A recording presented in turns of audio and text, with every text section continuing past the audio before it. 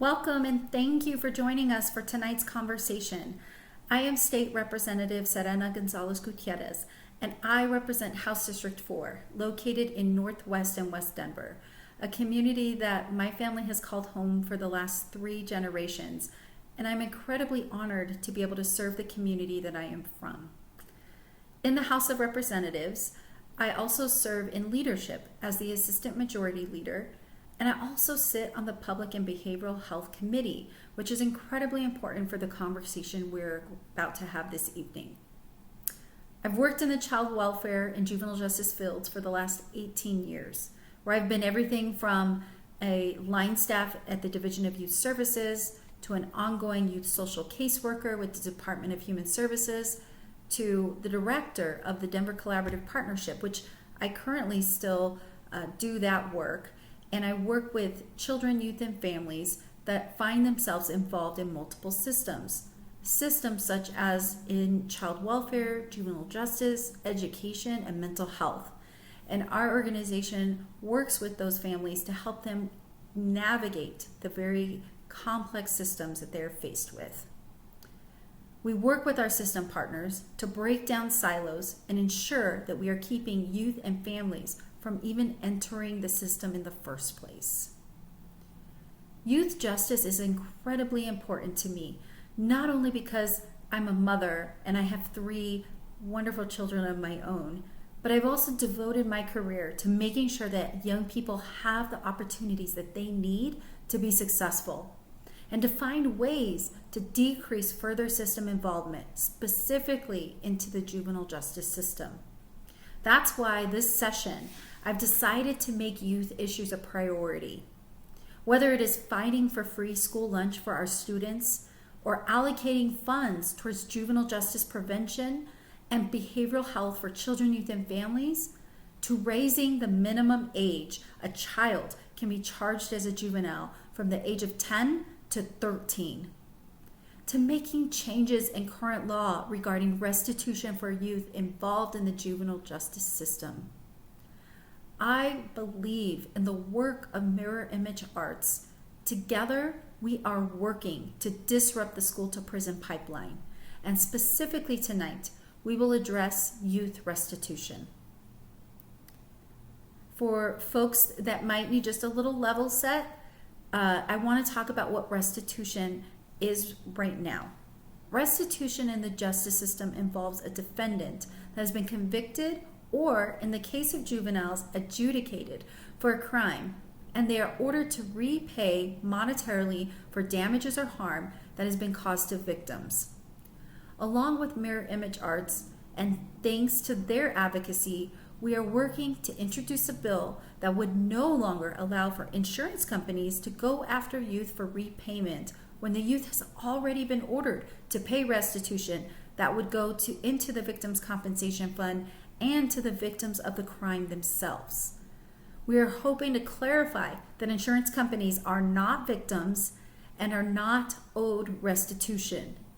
This bill would not impact restitution owed to victims, and I think this will help generate more conversations about restorative justice practices where youth can take accountability and take part in repairing the harm that has been done to others.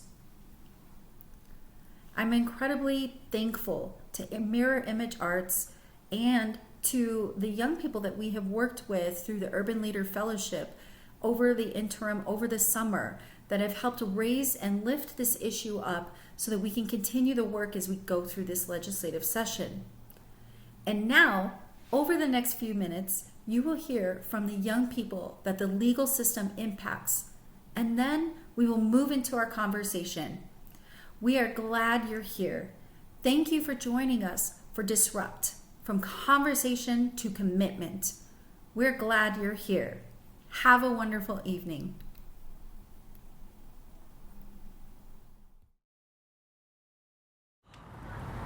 After I was released, I felt like I had some sense of freedom, but at the same time I didn't.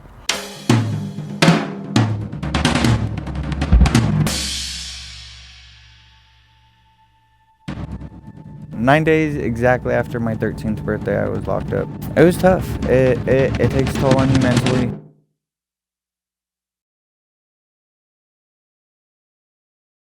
It's difficult to be able to get a job, get housing even.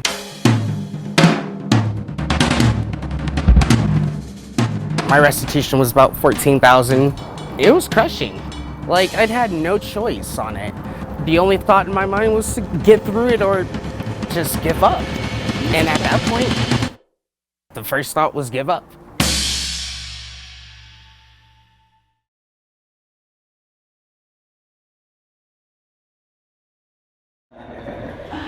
My name's Terrence. I don't go by anything else but Terrence. I hate you. I'm in the theater forever, literally forever.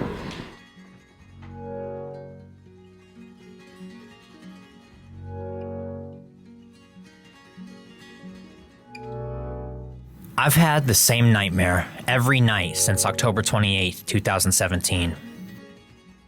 I first got caught up in the system when I was 14. I owed $2,000 in restitution fees. I didn't have a job and I didn't know how to read. My mom was working a minimum wage job and couldn't help me pay it off, so I didn't. I was locked up in Lookout Mountain Youth Services Center until 2021. From the beginning, I knew I had restitution, but I never knew how much it was. It wasn't until halfway through my sentence that my PO called to tell me how much I owed. $256,420.85. At first, I couldn't comprehend how much money that actually meant. I realized I wasn't going to college. I wondered, if I pay $100 a month, how many years will it take me to pay that off? At this rate, 213 years. I'll be in debt for the rest of my life.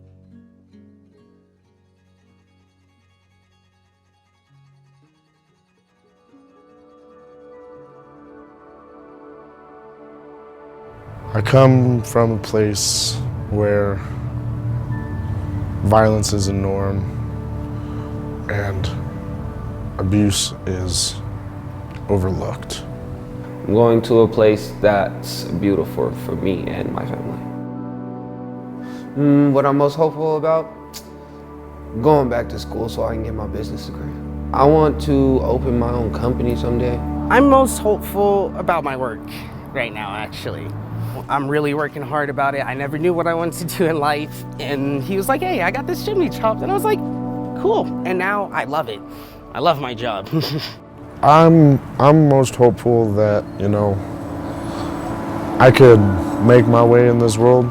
I love that I got to bring my daughter into this world. I'm very happy. She's changed my life for the 5 days that she's been in it so far. What are you most hopeful about? Nothing. I'm too busy living in the modern. I'm too busy living now and focusing to build so that way I can have a chance to find a future.